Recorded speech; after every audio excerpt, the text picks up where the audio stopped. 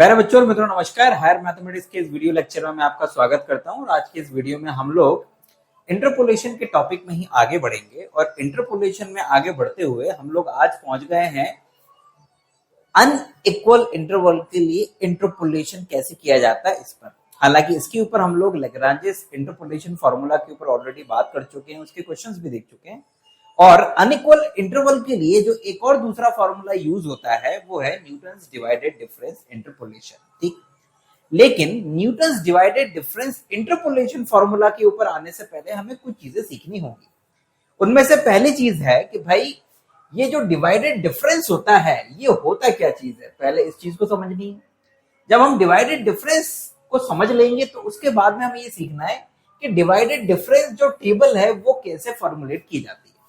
तो पहले हम लोग आज के इस लेक्चर में इन दोनों चीजों के ऊपर बात करेंगे और नेक्स्ट वीडियो लेक्चर में Newton's divided difference interpolation formula के ऊपर बात करेंगे। So let's start. What is divided difference? पहले उस कॉन्सेप्ट को हम लोग समझते हैं, ठीक है ना, कि वो कॉन्सेप्ट है क्या। विद्यार्थी एक बात ध्यान रखिएगा कि ये क्यों जरूरी है, ये आपको तब समझ में आएगा जब हम लोग न्यूटन्स डिवाइडेड डिफरेंस इंटरपोलेशन फार्मूले को पढ़ेंगे कि why we need this term. ठीक है, आइए समझते हैं कि न्यूटन्स डिवाइडेड डिफरेंस से पहले ये जो डिवाइडेड डिफरेंस है वो क्या होता है। तो विद्यार्थियों मान लीजिए कि आपके पास में कुछ पॉइंट्स हैं x0, y0, x1, y1, x2, y2 and so on with the given points in the first divided difference for the argument x0, x1 is defined by the relation, है ना। x0, x1 है ना, this is a symbolic representation of divided difference. अगर आपके पास में बच्चों इस तरह से पॉइंट्स हैं, क्या है आपके पास में x0 की करस्पॉन्डिंग y0 है, x1 की करस्पॉन्डिंग y1 है, x2 की करस्पॉन्डिंग y2 है, x3 की करस्पॉन्डिंग y3 है एंड सो ऑन। हम लोग इसी तरह से टेबल बनाते हैं, ये जो भी हमें डेटा पॉइंट्स दिए जाते हैं उनको इस तरह से लेते हैं। तो विद्यार्थियों x0 और x1 के लिए जो डिवाइडेड डिफरेंस डिफाइन होगा वो कुछ इस तरह से होगा। उसको लिखने का जो तरीका होगा वो ऐसा होगा, x0, x1 और इस तरह से जो ब्रैकेट होता है उसमें आपको लेना है। This is symbolic representation only and the value of this is y1 minus y0 divide by x1 minus x0। ये उसकी वैल्यू है विद्यार्थियों। I repeat, x0 x1 is equals to y1 minus y0 upon x1 minus x0। मतलब कि x1 पे जो function की value हो माइनस x0 पे जो फंक्शन की वैल्यू है divide by x1 minus x0।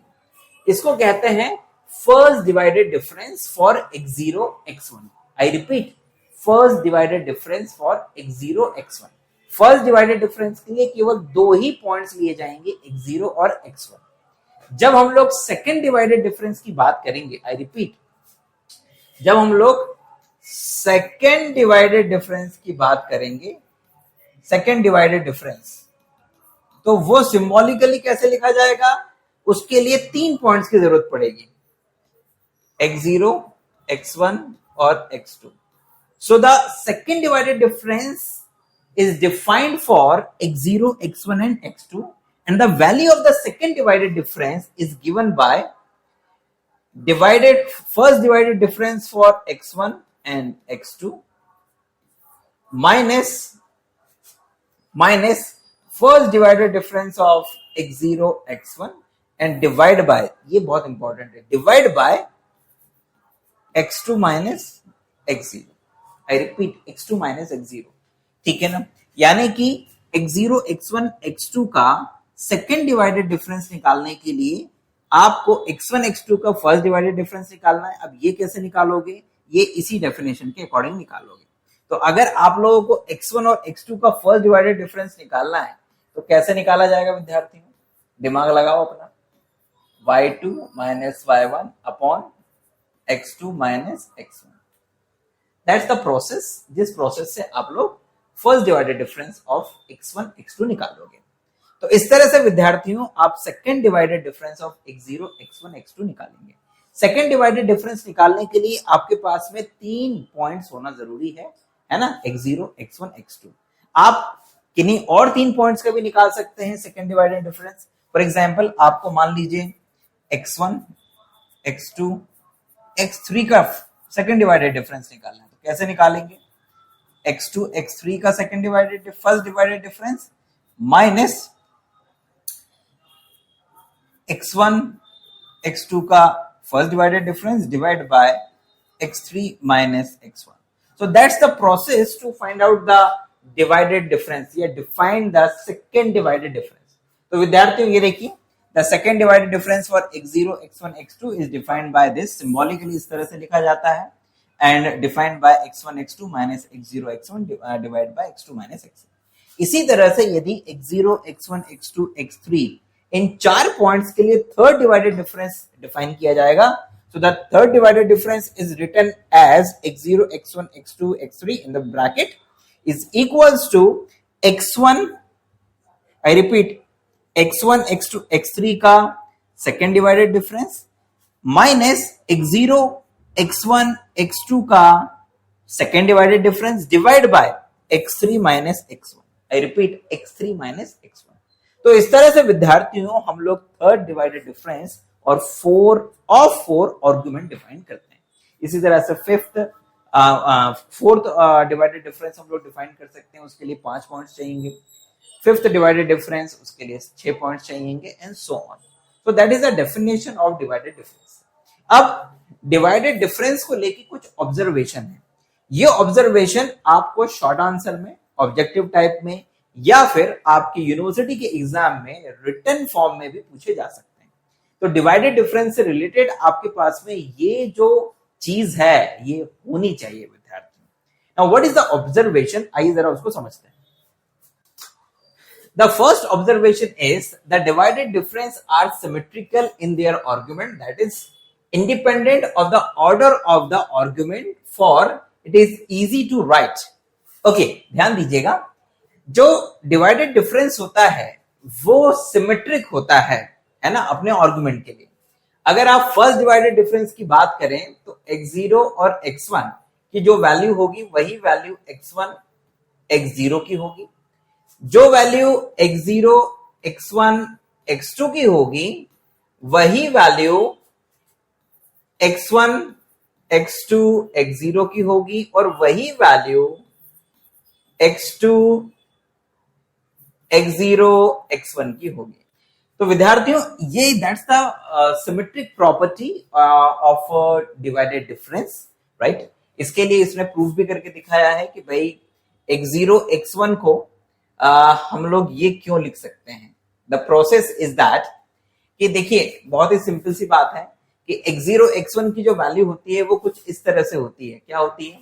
x0 x1 की वैल्यू लिखेंगे तो वो इस तरह से बनेगी, y0 minus y1 divide by x0 minus x1. अब दोनों को अलग अलग लिख दीजिए तो वो इस तरह से आ जाएंगे, ठीक है ना. आप इस तरह से लिख सकते हैं एंड देन इसके बाद में अगर आप इसमें थोड़ा, जैसे ये लिखने से पहले ये ऐसा आएगा y0 upon x0 minus x1 minus y1 upon x0 minus x1, ठीक है ना. अब आप क्या करिए कि पूरा का पूरा सिनेरियो चेंज कर दीजिए, मतलब यहां से माइनस कॉमन लेके इसे प्लस बना दीजिए, इसको माइनस लेके कर दीजिए, तो पूरा का पूरा ये कुछ ऐसे बन जाएगा. कैसे बन जाएगा विद्यार्थियों? It become y1 divide by x1 minus x0 and minus y0 divide by x1 minus x0. अब इसको करेंगे तो ये ऐसा बन जाएगा y1 minus y0 divide by x1 minus x0. तो that's what this is your x0 x1 जो कि शुरू कहां से हुआ था? अच्छा, ये x0 x1 से शुरू हुआ था, तो फिर मैंने उल्टा लिख दिया, ठीक है ना. ये जो वैल्यू है ये x0 x1 की है और ये जो वैल्यू है this is what, this is x1 x0, ठीक है ना. यस, ये x1 x0 की वैल्यू थी, तो हमने यहां से शुरू करा और ये प्रूफ कर दिया. तो it means that the value of this is equals to the value of this. It means that the divided difference is symmetric in execution. दोनों की वैल्यू ही सेम आती है. सिमिलरली आप चाहें तो 3 टर्म्स का जो सेकेंड डिवाइडेड डिफरेंस होता है उसको भी कर सकते हैं. तो उसके लिए ज्यादा कुछ नहीं करना पड़ेगा विद्यार्थियों, बहुत ही आसान है. जैसे कि जो 3 टर्म्स का डिवाइडेड डिफरेंस है वो आपके पास में कितना होता है। जैसे इसने क्या करा है, इसने इसको प्रूव करने के लिए प्रोसेस क्या अपनाई है, अगर मैं देखूं, ठीक है, ओके। हाँ, तो इसमें क्या करना बच्चों, इसने जो प्रोसेस करी है उस पर ज्यादा ध्यान मत देना, है ना, राइट। आप लोग क्या करिएगा कि ये जो x0, x1 और x2 की जो वैल्यू होती है, क्या वैल्यू होती है, this is equals to x1 और x2 का first divided difference minus x0 और x1 का first divided difference divide by x2 minus x1। That is the definition. आप यहां पर वैल्यू रख दीजिएगा किसकी, फर्स्ट डिवाइडेड डिफरेंस की जो होती है, यहां पर फर्स्ट डिवाइडेड डिफरेंस की, और उसके बाद में एलसीएम लेकर और इसका भी मल्टीप्लाई करके आप वैल्यू लिखिएगा। सिमिलरली आप इसकी वैल्यू निकालिएगा फिर, x1, x2, x0, आप इसकी वैल्यू निकालिएगा, and that is what, this is equals to x2, x0 का first divided difference minus x1 और x2 का first divided difference divide by, ये आपका आ जाएगा कितना, ये आपके पास में आ रहा है, it's x0 minus x0 minus x1, ये आ रहा है ना। अब इसको भी इसी तरह से सॉल्व करिएगा, इसकी वैल्यू निकालिएगा, इसकी वैल्यू निकालिएगा, और फिर चेक करिएगा कि दोनों आपस में इक्वल आ रहे हैं कि नहीं, मतलब इसका जो कैलकुलेशन के बाद वैल्यू आया और इसका कैलकुलेशन के बाद जो वैल्यू आ रहा है, क्या वो एक जैसा है। अगर हाँ, तो इसका मतलब है कि this is equal to this one, और इस तरह से आप किसी और सिमेट्रिक टर्म को लेकर भी दोनों को बराबर प्रूव कर सकते हैं। देखो ये सिंपल सा काम है, लेकिन पेपर में अगर आ जाता है तो आपको क्या करना है इसके ऊपर फोकस करना है, ना कि आप याद करने लगे यार वो ऐसे करना पड़ेगा, ऐसे करना पड़ेगा, यार उससे तो आएगा नहीं। नो, मैथमेटिक्स में जो आपको दिखाना है, अगर दोनों ही LHS और RHS सॉल्व हो सकती हैं तो सॉल्व इट, दोनों की वैल्यूज को बराबर लेकर आओ, हो गया प्रूफ, ठीक है ना। अब आ जाते हैं दूसरे ऑब्जर्वेशन के ऊपर विद्यार्थियों। So the second observation is the nth divided difference of a polynomial of nth degree are constant। मतलब कि अगर आप के पास में कोई पॉलिनोमियल है nth डिग्री का, तो उसका अगर nth डिवाइडेड डिफरेंस आप करेंगे, ठीक है ना, तो वो कितना आ जाएगा विद्यार्थियों, कांस्टेंट आ जाएगा। ये ठीक वैसे ही है, क्योंकि nth डिग्री का जो पॉलिनोमियल है उसके लिए हमारे पास में n+1 टर्म्स होने चाहिए। आई रिपीट, कितने टर्म्स होने चाहिए, हमारे पास में n+1 टर्म्स होने चाहिए। तो n+1 टर्म्स का जब डिवाइडेड डिफरेंस आप निकालोगे, तो जो nth डिवाइडेड डिफरेंस है, आई रिपीट, जो nth डिवाइडेड डिफरेंस है वो कांस्टेंट हो जाता है। इट मींस दैट कि x0, x1, x2, x3, x3 dash dash xn, ये जो nth डिवाइडेड डिफरेंस है, it always constant for what, for n+1 terms, for n+1 terms, ठीक है ना। तो यही हम लोगों को प्रूफ करना है। तो इसे प्रूफ करने के लिए विद्यार्थियों उन्होंने क्या करा है, आइए देख लेते हैं, और अगर हम कुछ और कर पाएंगे तो हम उससे कर देंगे, लेकिन आई थिंक इजी है, कुछ ज्यादा दम नहीं है। जैसे let the argument be equally spaced, so that, हम इक्वली स्पेस्ड मान लेते हैं उसको, ठीक है ना।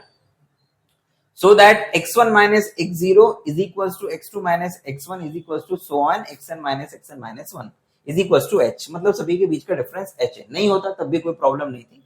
Then x0 x1 is equals to y1 minus y0 upon x1 minus x0, and this is del y0, ऊपर वाले को del y0 upon h लिख सकते हैं।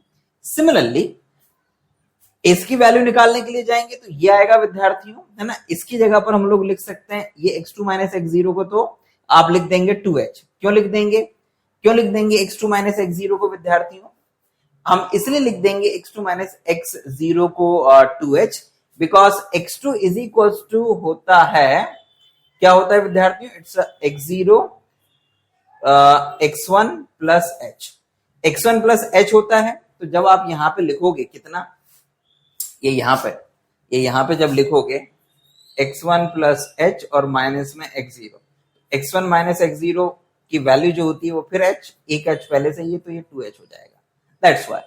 तो इसकी जगह पर लिख दिया 2h, इस ऊपर वाले की जगह पर लिखा del y1 upon h, because इसकी वैल्यू डेल y0 थी, तो इसकी वैल्यू डेल y1 होगी, क्योंकि इसको जब ओपन करोगे तो ऊपर वाला जो टर्म है वो डेल y1 बनेगा, divide by h minus del y0 upon h, ठीक है ना। इसको जब सिंप्लीफाई करोगे तो दोनों में से h कॉमन निकल आएगा और ऊपर आपके पास में ये जो वैल्यू आएगी, this is what, this is del square y0 आपके पास में आ जाएगा, ठीक है।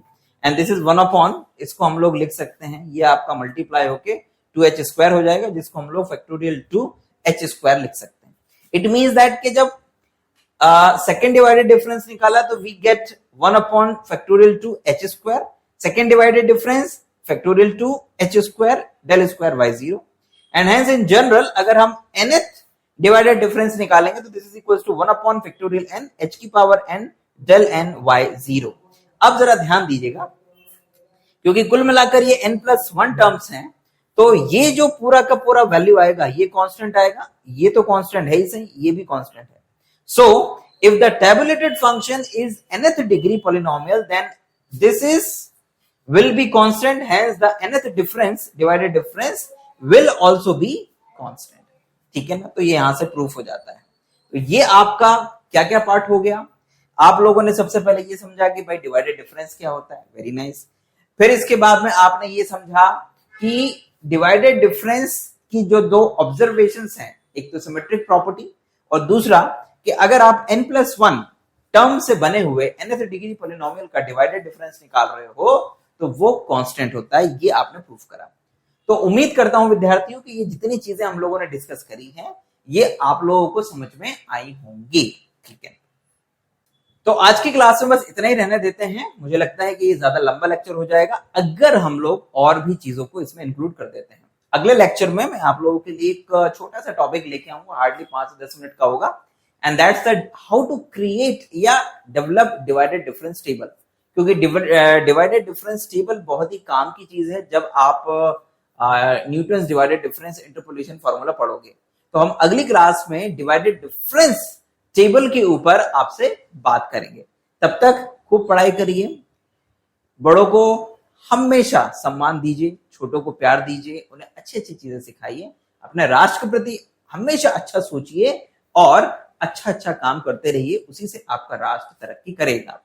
ध्यान दीजिएगा, इधर उधर की बातों में मत आइएगा, क्योंकि शांति का कोई विकल्प नहीं होता है। अगर आपको दूसरों को देख के घृणा होती है, दूसरों को देख के ईर्ष्या होती है विद्यार्थियों, ठीक है ना, और आप चाहते हो कि आप ही सुपर पावर हो है और आपकी बात सुनी जाए तो आप बीमार हो, ठीक है ना, और कुछ भी नहीं है विद्यार्थियों। क्योंकि जो दूसरों को सुखी नहीं देख सकता वो खुद एक बीमार प्राणी होता है। जय हिंद, वंदे मातरम।